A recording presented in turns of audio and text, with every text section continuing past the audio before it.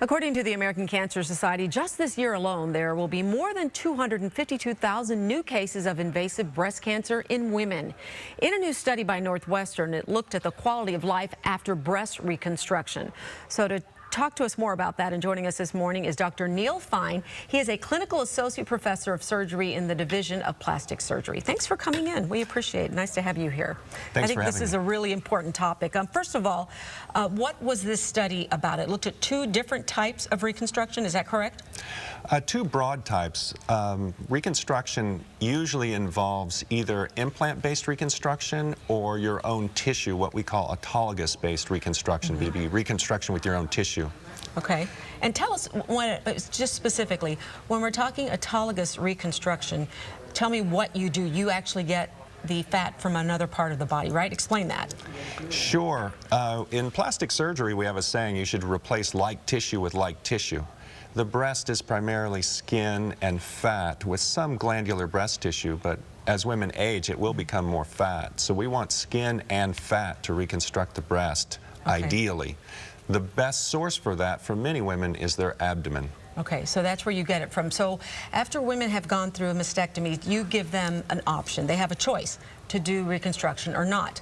And one of the options is breast implants, and the other is this autologous that you just mentioned. So what did you learn in this study? Because you looked at these two. Yes. What we were really trying to do with this is our patient-reported outcomes. Physicians are often looking at this, and we're saying what we like, what we think.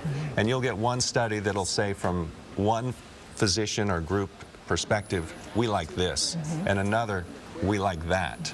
And so what we did here, there was 11 centers in the U.S. and Canada, and we tried to develop all of the information through questionnaires of what were the women saying. So you're getting the women's perspective, probably the most important perspective, which is why you did this. Yes. And what did you learn from this study?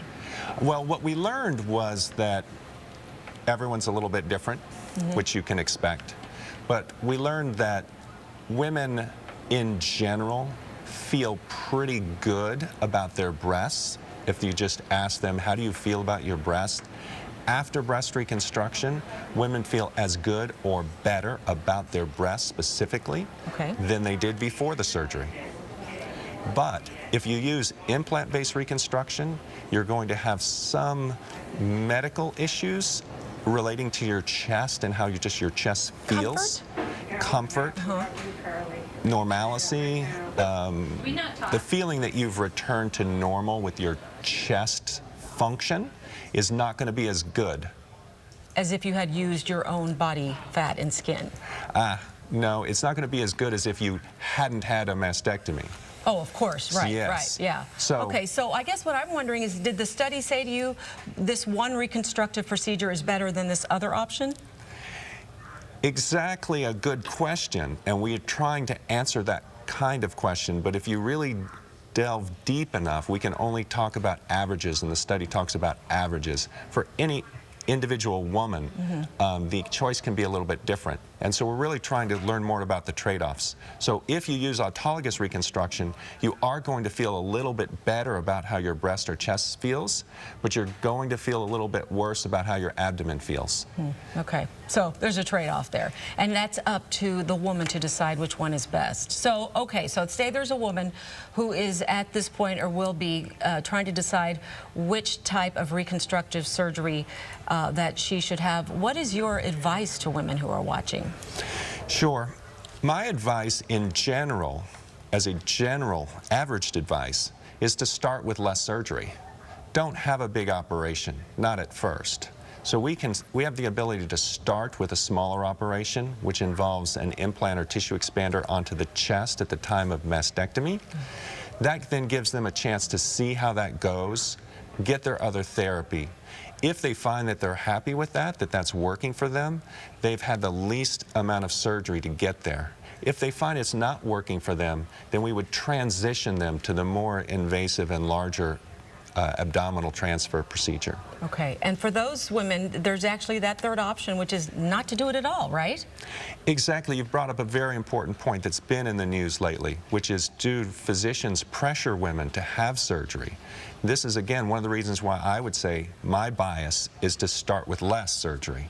But women should realize that if you feel more likely than not that you're going to do well without reconstruction, you're probably right. You don't need it. On the other hand, if you feel more likely than not that reconstruction is going to be important to you and is going to help you, you're probably right. And so we can't randomize women. We do a lot of studies that are randomized. We really can't randomize women or tell a group that they would do well with a certain thing because people are different. Everyone's different. So, okay, so if you learned one thing from this study, one message that you'd like to get across to our viewers, what would that be? I think the one message I'd like people to know is that they do have choices and that they should understand their choices and understand trade-offs and realize that everyone they're talking to or every study or whatever they're finding has some degree of bias. So try to understand what the biases are. I love that. And if people would like more information or any advice that you want to give to them, should we just go to the Northwestern website? I mean, are you guys going to be doing further studies on this? Sure. We'll like to do second opinion stuff. We do a lot of second opinion work. If you don't have the answers that you want, they can reach out to us at Northwestern, sure. Very nice. So nice to meet you. Thanks for coming in. Nice to meet you. You seem like a good doctor. You have a good bedside manner, good advice this morning for everybody watching.